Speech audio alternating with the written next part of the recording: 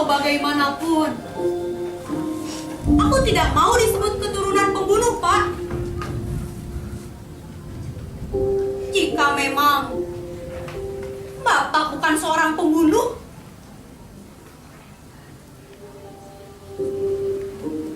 aib seseorang tidak boleh dibongkar. Tuhan sendiri melarangnya. Biarlah itu menjadi catatan kelamku. aduh Bapak, tapi tidak dengan hukum dunia, Pak. Semuanya harus konkret dan logis, Bapak.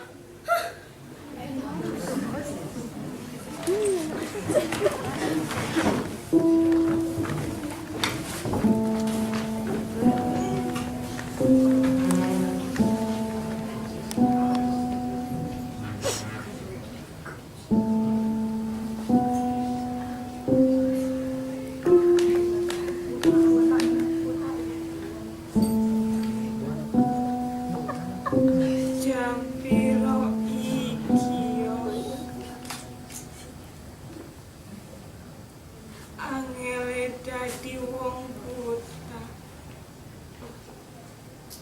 ora ngerti waktune singkat.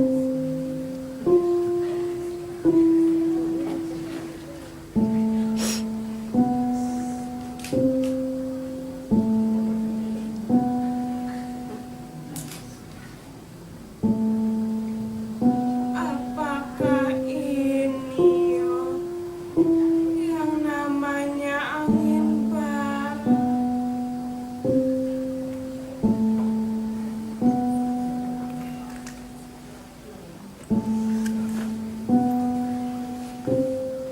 Tapi biasane nek angin semeliwir kayak gie, si Dharma ngerti-ngerti tak.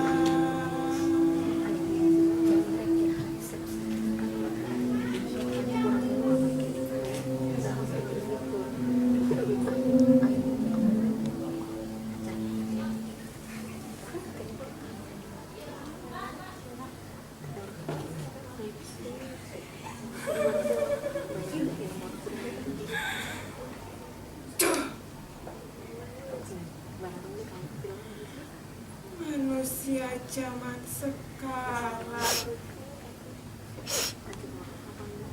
apakah masih percaya pada dewa dan dewi? Padahal tujuannya sama,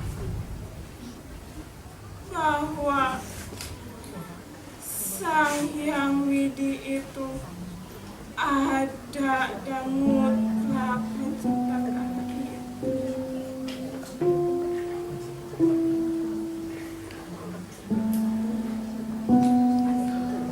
Tapi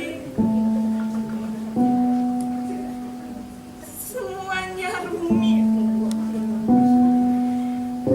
pikirannya rumit, selalu dalam kerumitan yang dibuatku.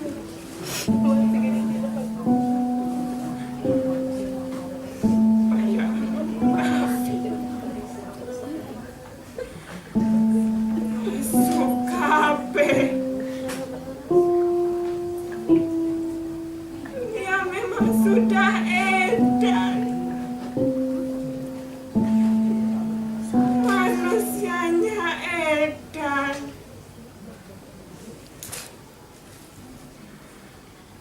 Hatiku jadi takdir si bujang Dharma.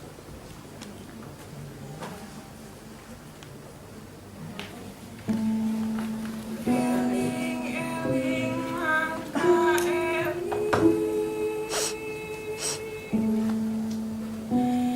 tumingkah di bumi alam, Dharma wawai jangan wae. Menyindir lagi. Bocah edan, siapa yang menyindir? Lah itu tadi rumit-rumit, munafik-munafik, mati-mati. Maksudnya apa?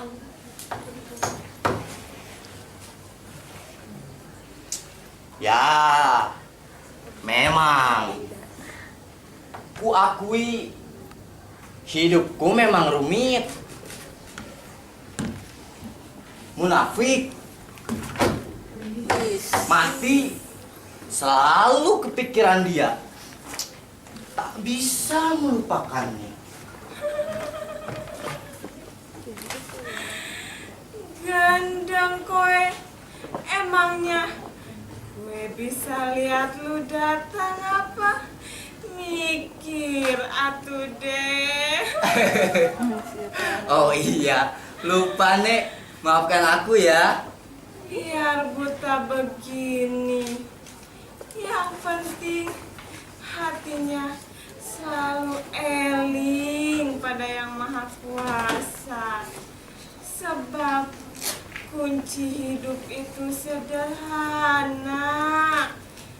Siapa yang menemukan jati dirinya, niscaya tidak akan menemukan kesulitan apapun. Sebab Allah selalu membimbingnya. Iya toh. Iya, memang benar apa yang nenek katakan. Ketika kita meminta sesuatu kepada manusia, pasti akan ada bosannya.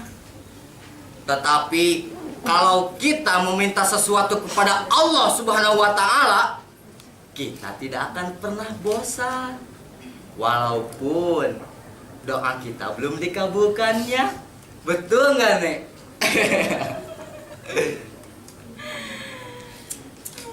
Itu sebabnya. Ngapain mikirin terus si Esi?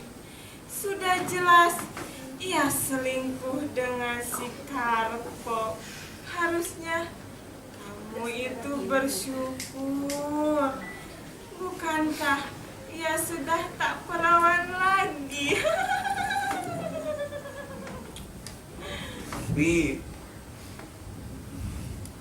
aku merasa berdosa, Nek. Dosa apa? Apa yang kamu ketahui tentang dosa?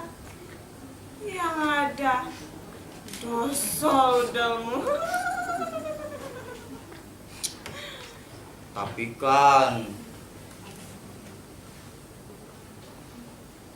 si Esi jebolnya sama aku, Nek.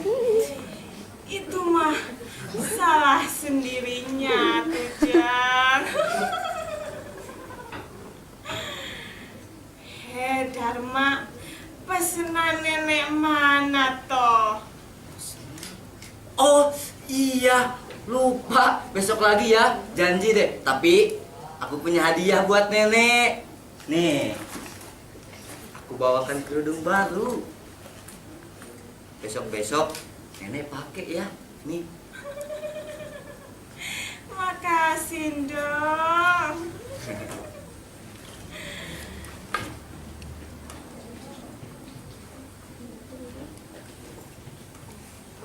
Nek, kenapa melamun?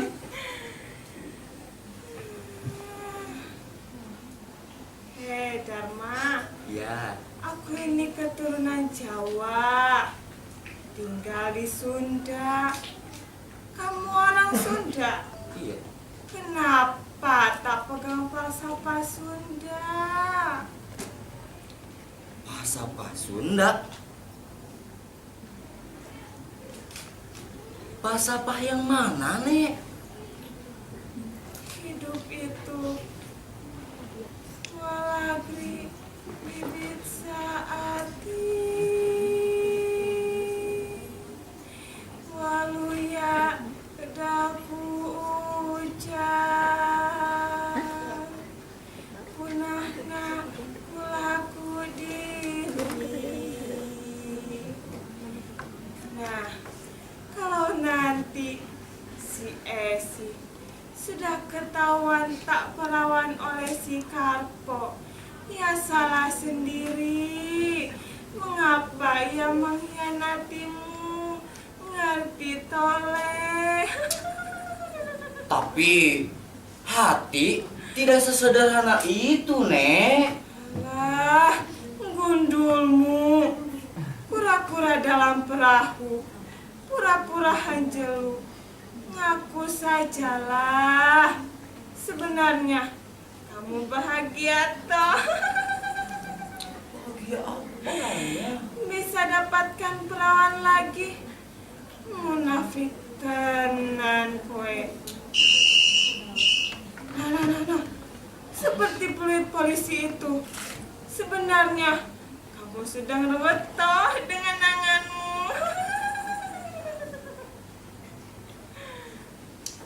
Jadi sebaiknya aku harus bagaimana, Nek?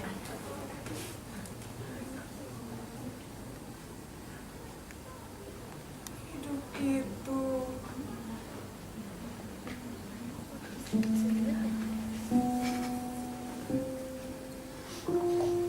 jangan pernah betah dan berdiam lama di tempat pengalaman. Bangkit. Aduh, bangkit. Aduh, sakit tau, Nek. Aduh, pijitin nih. Aduh, yang ini nih.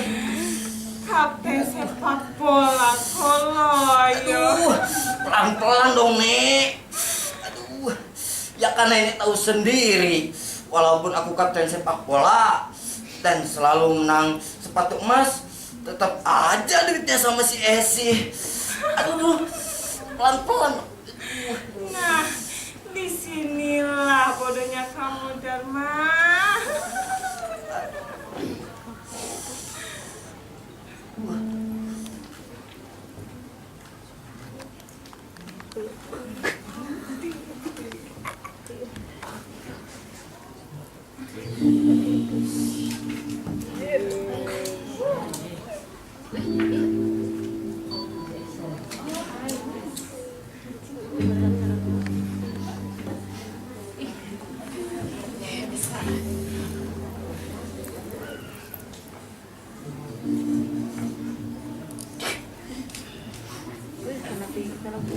Panas tuh,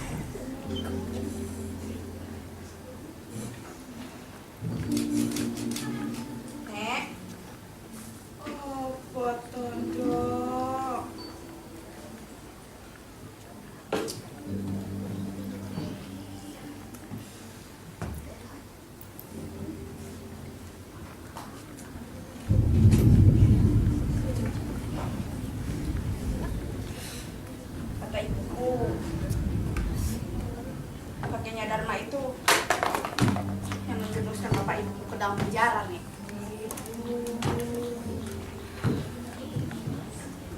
Ya, kakekku jadi korban fitnah atas kerusuhan kampung. Ia dituduh sepeda. Ini masa dendam, Nek.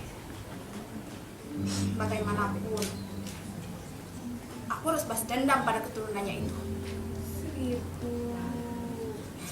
Ya, si Dharma itu, Nek.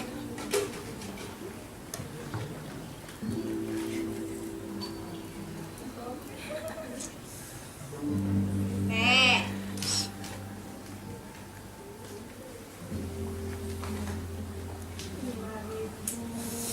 Nenek, duit mulu ah.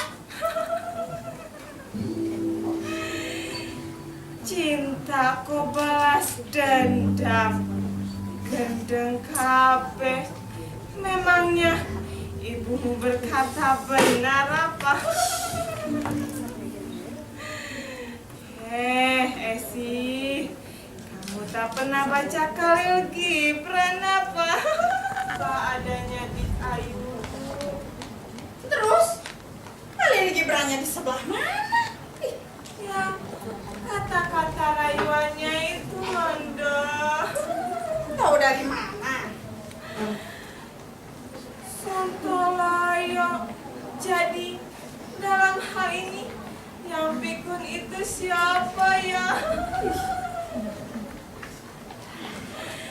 Ya, aku nanya sedata pas kamu nikah. Mas, kata-kata rayuan Mas selalu pun romantis. Kalau boleh tahu, gurunya Mas siapa? Darta menjawab, Khalil Gibran. Memangnya si Darta pernah ke Libanon apa nih? Sejaman dengan Khalil Gibran.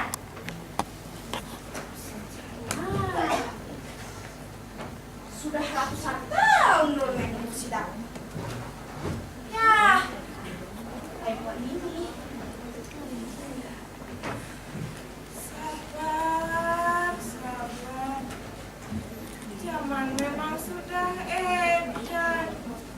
Kita itu hidup dalam situasi dan kondisi tak seimbang.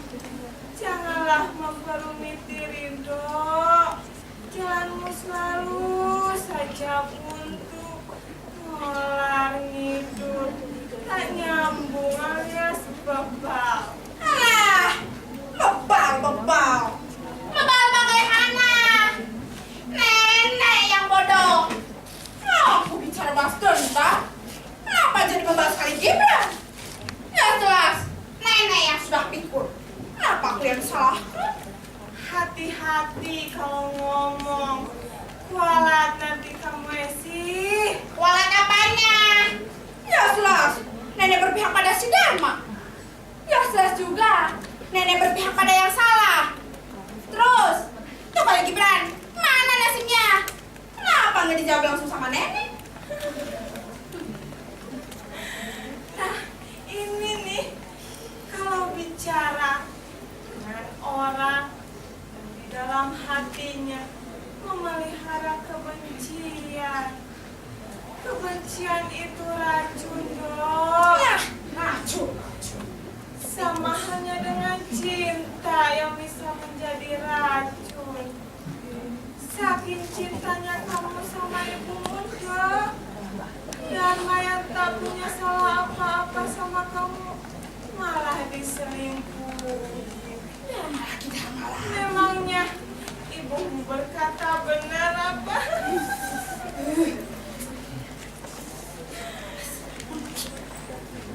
Coba tanya Tuhan, benarkah kamu itu korban fitnah kakeknya Dharma? Kita itu kan lagi sedang membahas bukunya Khalil Gibran. Gibran, terus aja bilang. Rasain lu, dasar manusia tak tahu sejarah. Mati aja lu. tetap pijitnya. Terus aja dibela. Kenapa nggak dijawab? Nenek? Nenek? Nenek ih! Nggak dijawab. Palingan juga bercandaan.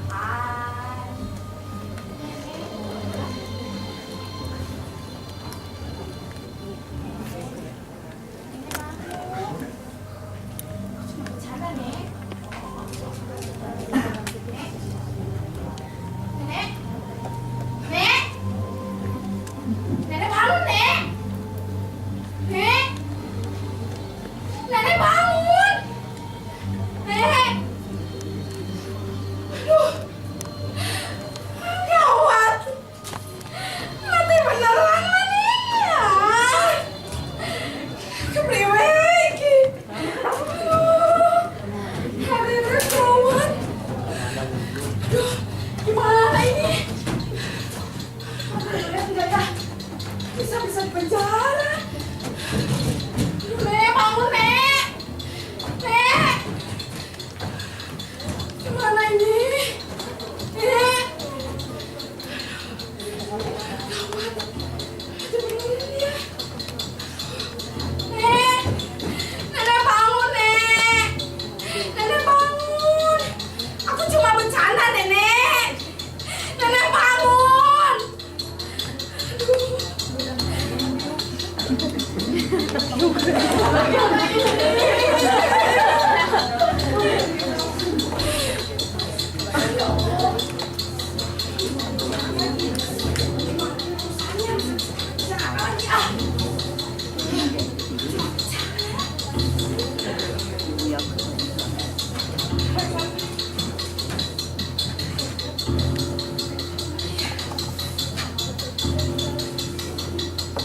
Aha! Tahu solusinya.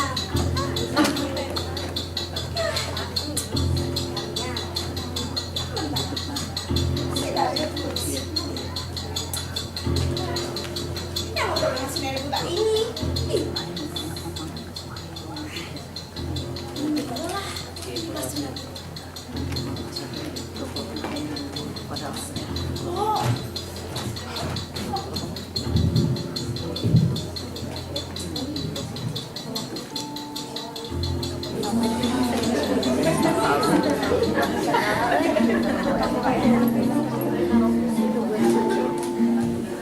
Halo, Mas.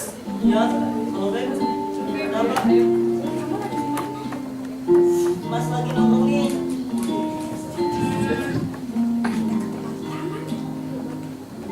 Aman? Mau ngapain?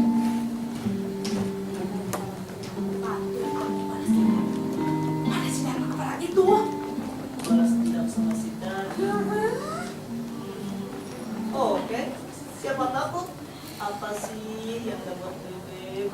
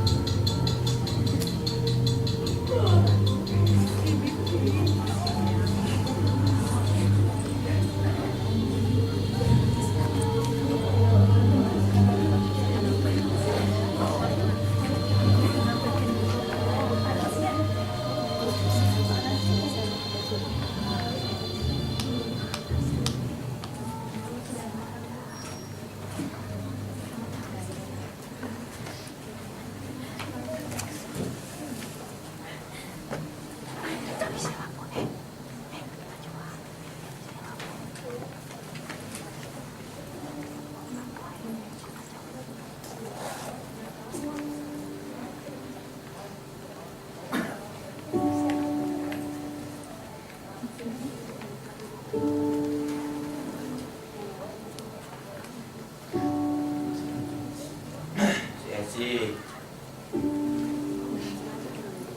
memang sudah keterlaluan nih.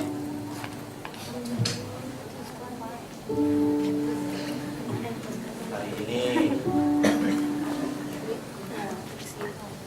kartu kreditku dijebolnya. Ya salah aku juga sih. Kartu kreditku belum sempat aku ambil dari tangannya.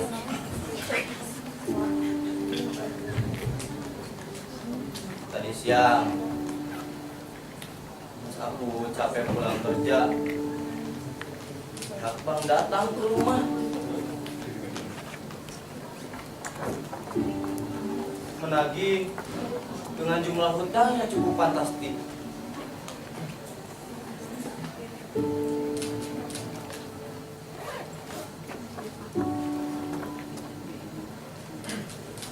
Apa aku harus membunuhnya ya, Nek?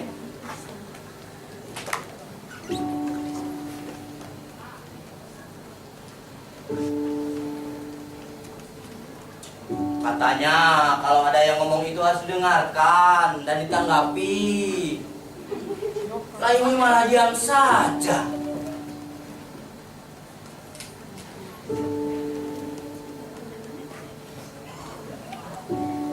Siap. Jangan-jangan si nenek buta ini sedang tidur. Bikin kaget aja. Mendingan aku bangunin Nek, kalau mau tidur ya di rumah, bukan di taman.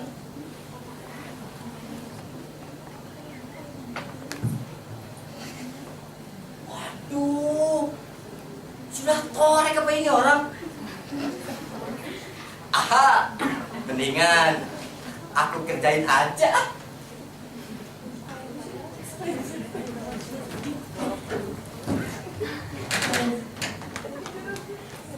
Woi, kalau mau tidur ya di rumah, bukan di taman. Wah, nenek buta. Ya mas, Apa-apa ini? polisi! Apa-apa ini? Kita apa lagi ya kalau yang ini? Aku tidak membunuhnya. Demi Tuhan. Mana ada pembunuh kamu? Ya kan mas? Mama bunuhan! Polisi! Mas, mas! Sebentar ya. Hei, Oke, oke. berdua kamu. Lepasin gua berpo. Lu mau jadi jagoan? Ayo, lepasin gua. Kita duel sekalian. Lo mau duel sama gue? Mimpi lo kan? Bagaimana lo mau duel sama gue? Mereka sekarang lagi selepas dari teman gue. Sambung lo, ha? Tuh dia ngomongnya aku polisi. Tuh, tadi dia mencegah si nenek ularnya bu. Tadi menyaksikan dia langsung dari jarak 5 meter bu. Tadi yang tak kabur bu polisi, tak kabur. Untunglah kekasihku menangkapnya. Benar bu. Tadi gimana bu? Tentu saja saya berhasil menangkapnya bu. Gitu kan? Bu ya, silakan aja pemerintah ya. Sini.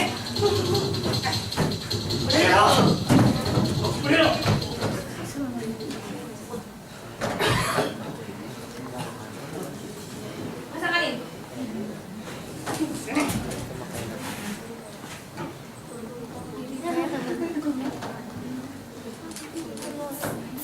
Sudah bu.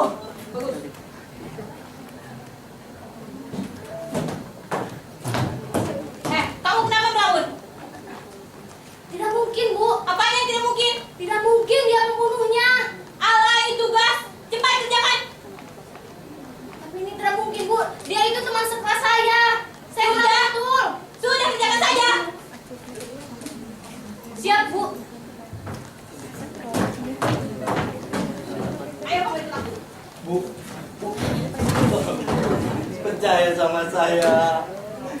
tidak membunuhnya, Bu. Demi Tuhan, Bu, saya tidak membunuhnya. Bu, saya tidak membunuhnya. Bu.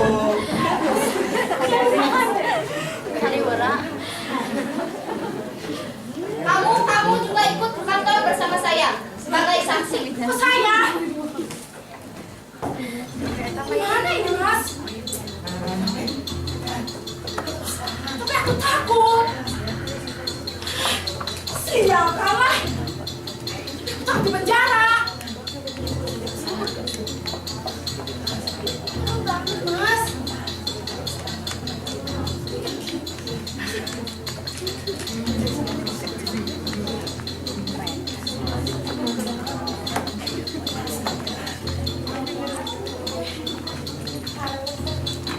I can get no satisfaction. Ya, Mas. Aku bahagia banget, Mas.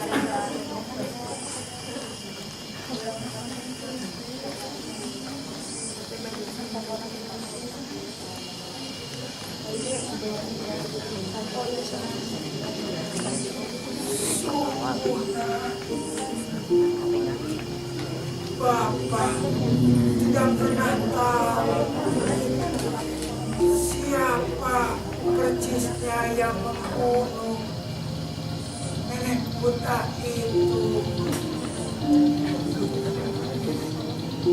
Yang Bapak ingat, kali itu Bapak selalu curhat kepada nenek buta yang sudah jadi mayat. Terus, kenapa Bapak curiga beratnya sama si Esi?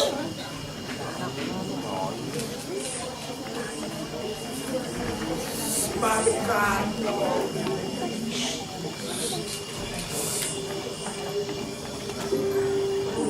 sejak Esi kenal sama Karpo, pikiran Esi di bawah kendali Karpo. Karpo, Pak. Kalau begitu, Karpo lah pembunuhnya, Pak. Bukan Esi. Pak.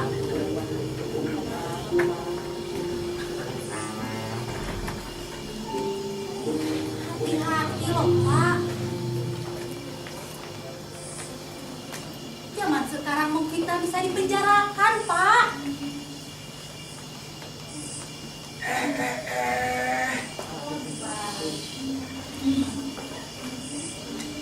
Siapa yang memfitnah? Dan kamu sendiri yang memaksa Bapak untuk bercerita, iya kan? Bapak. Iya.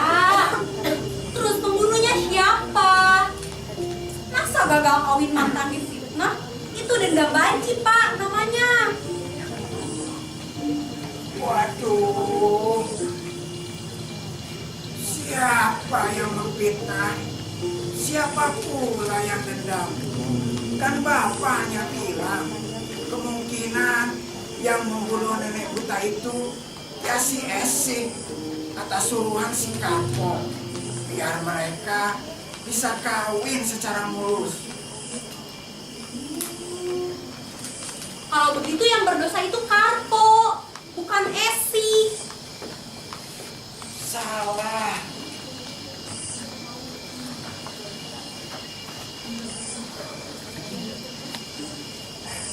Yang berdosa itu ya dua-duanya,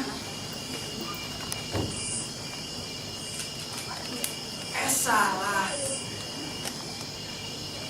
Yang berdosa itu Esi. Aduh Bapak, jadi bingung kenapa Esi lagi sih Pak?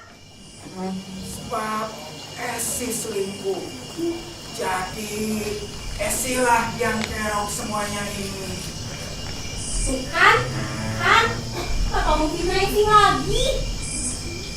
Bukannya memfitnah, tapi Tapi apa?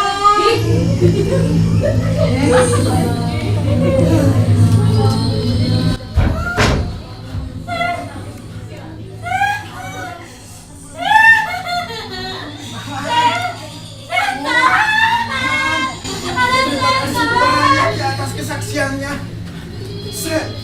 Setan! Ada setan gentayangan! Tolong!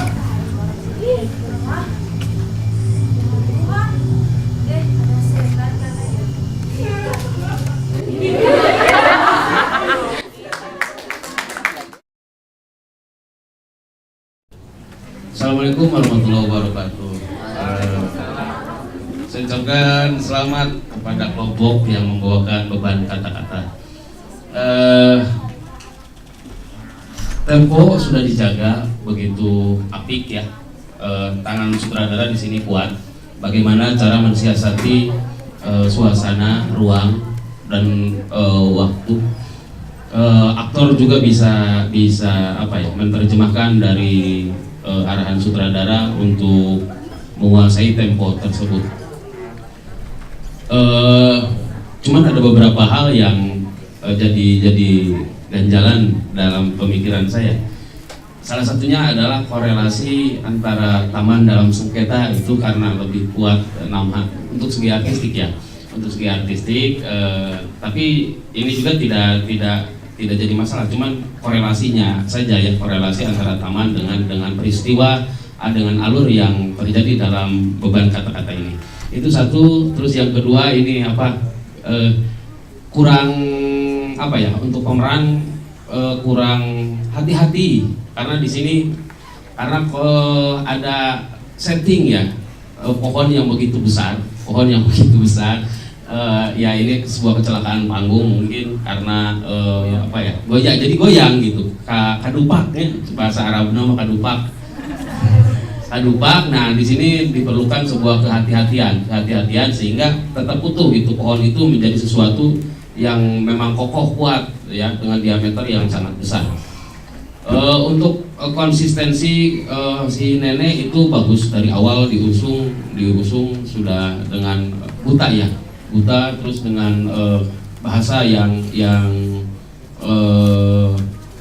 cukup konstan, standar ya. Untuk kapasitas ininya kelas, jadi masih terdengar. Tapi kalau misalkan di gedung kesenian itu masih harus perlu latihan lagi olah vokal dan sebagainya. Tapi untuk pencarian identitas tokoh, nenek sudah berhasil. Nah, terus kabur lagi ketika ada polisi ya.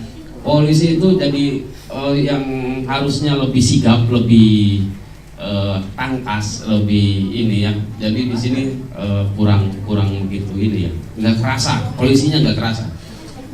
Mungkin dari proses atau apa saya tidak bisa menginikan, karena sebuah proses adalah proses itu sebuah kebersamaan. Latihan itu adalah kebersamaan, mewujudkan sebuah pertunjukan itu adalah sebuah kebersamaan. Salah satu saja yang enggak ikut hadir latihan akan menjadi bumerang, akan menjadi yang akan menjadi masalah gitu. Tapi yang jelas teman-teman sudah bisa selamat, bisa menghadirkan sebuah pertunjukan yang cukup bagus, di mana irama terus dialog bisa terjaga. Terus saya juga salut sama ini mohon maaf, peran WTS ya, peran WTS dari awal. Cuman pada akhirnya itu ada loss tidak mempertahankan secara utuh ya.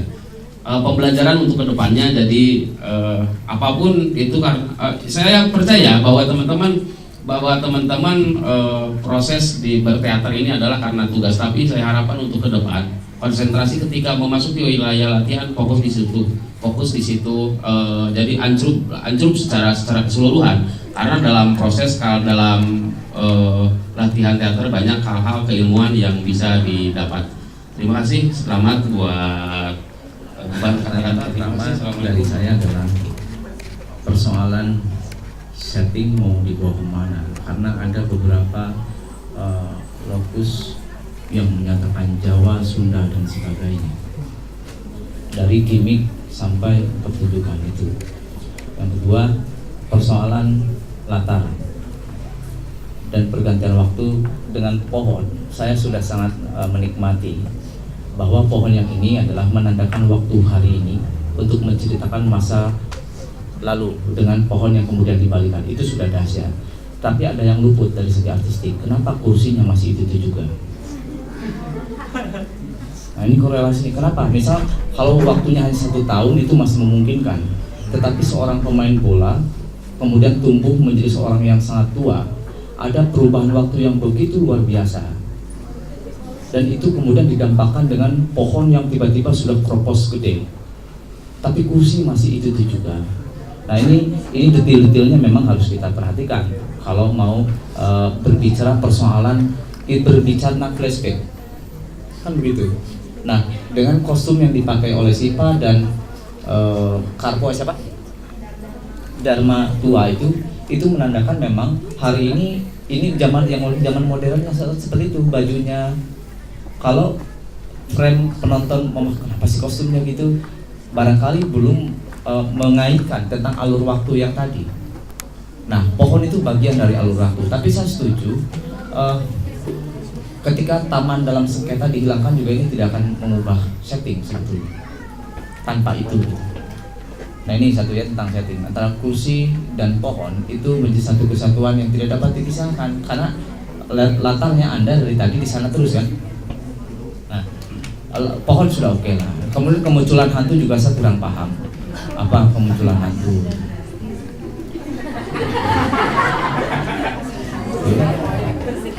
Polisi ya, di saya juga ada beberapa catatan. Polisi itu yang senantiasa mestinya tegas, kemudian seperti kehilangan wibawa. Walaupun kewibawaan ini bukan persoalan profesi ya, tapi bagaimana cara dia berhadapan dengan seorang yang akan ditangkap. Terlebih ada joke atau ada di luar konteks balik ada gitunya dari seorang Dharma kepada polisi. Wah, itu bagi saya sesuatu yang kurang lah dalam pertunjukan itu. Kemudian pada tokoh Esi ini jadi pertanyaan besar juga bagi aktor-aktor yang menghadirkan tokoh atau sosok perempuan yang sedikit agak nakal. Kenapa selalu menyimpan itu di dalam dada gitu? Mau amplop, mau duit, mau busa, mau kriket, semuanya disimpan di dada. Apakah memang itu untuk memperlihatkan rasa karakteristik kegenitan, karakteristik kenakalan itu apakah harus dengan ini atau memang memberikan sumber energi api yang lain di dada itu? Ya. Itu lihat aja dari kemarin sampai pertunjukannya hari ini, ketika muncul perempuan-perempuan yang notabene begitu, selalu dada menjadi saku kedua. Kalau ada yang menyaksikan dari kemarin ya, nah ini apakah simbol? Ya kalau simbol juga ada yang lebih hot gitu, bukan di dada.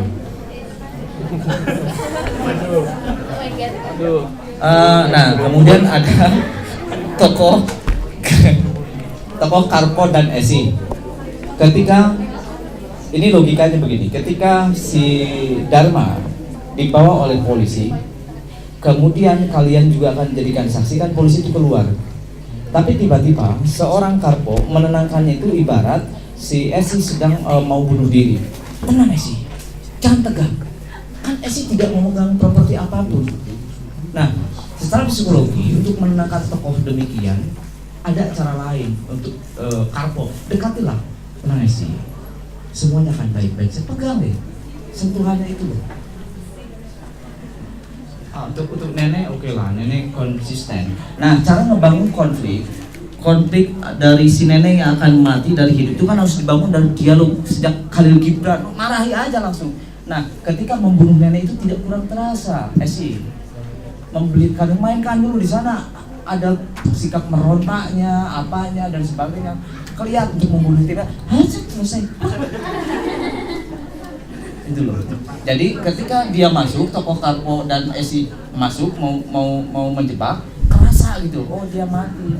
Nah, ketika Gurung Gusung masuknya itu kemudian ngadupak tangkal, goyanglah tangkalnya. Itu tangkal yang kokoh pada masa itu, tapi goyang, kedupak loh. Nah itu kontrolnya. Tapi luar biasa, saya menikmati pertunjukan beban kata-kata ini. Persoalan teknis tadi itu kan persoalan yang ya mesti terus di inilah, semua juga kaum pembelajar.